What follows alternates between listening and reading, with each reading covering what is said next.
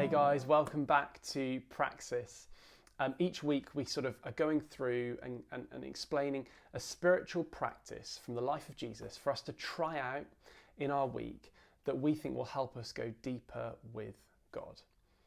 And we've kind of been doing a different one each week.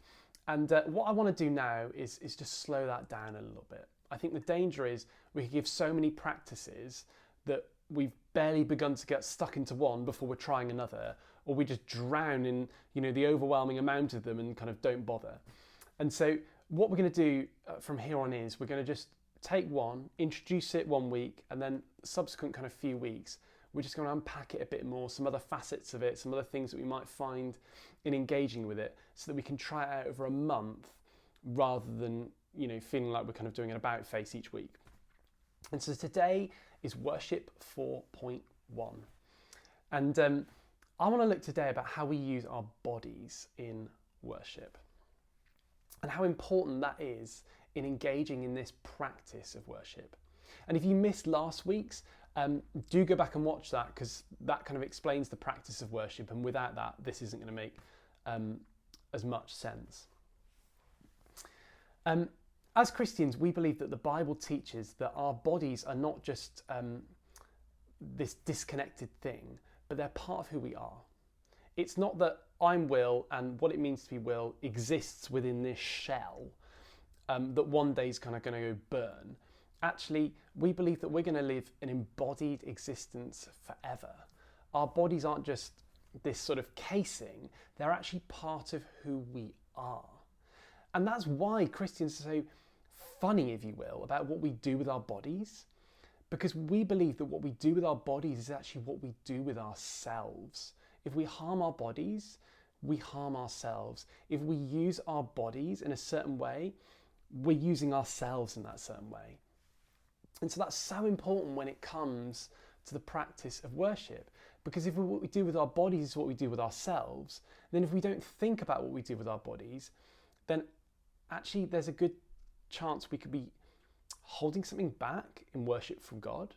Not thinking about how we use our bodies in worshipping God actually means we're not offering God the whole of ourselves. But more than that, I think, we're whole human beings. It's not like I have a body and that's completely disconnected from my emotions, which is completely disconnected from my mind. They're all linked because I'm one person and my body's a part of that. And so what I do with my body affects what I do with other parts of me. And so when it comes to worship, I worship like this, or I worship sort of like this, that affects what I'm doing, because I'm doing this with myself. So even if my mind is trying to worship God and go, yes, Jesus, we love you, we praise you, my body is kind of doing something that's almost the opposite of that.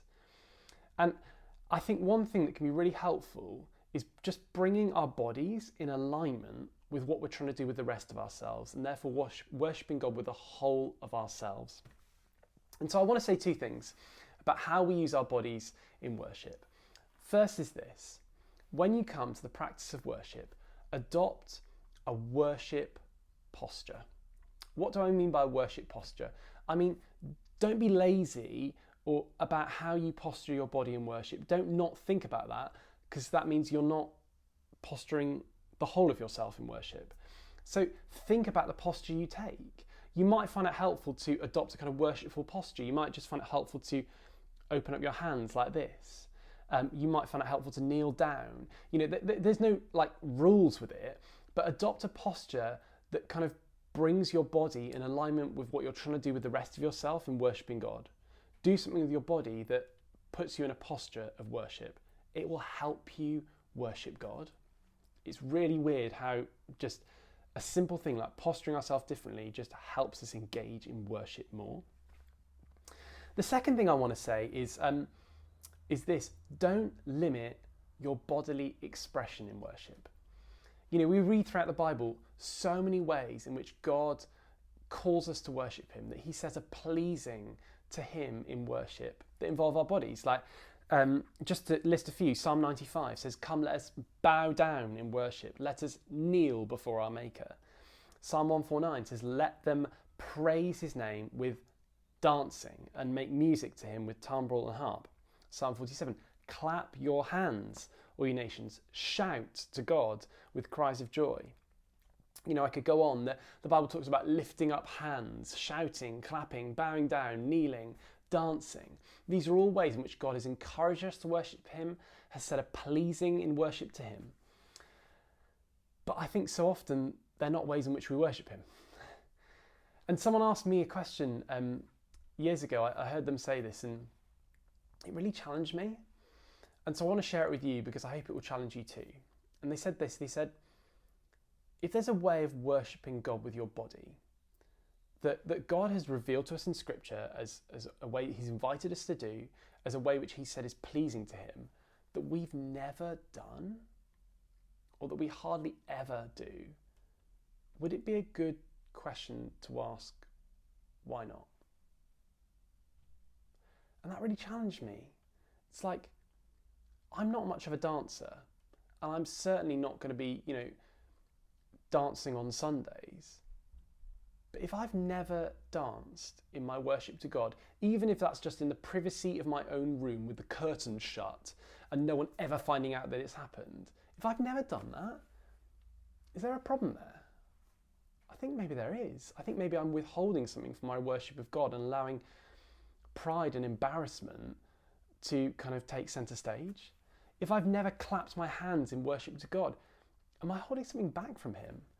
And it's not that we need to do those things all the time or even when we're together, but if we've never done them, is there a good question to ask why there?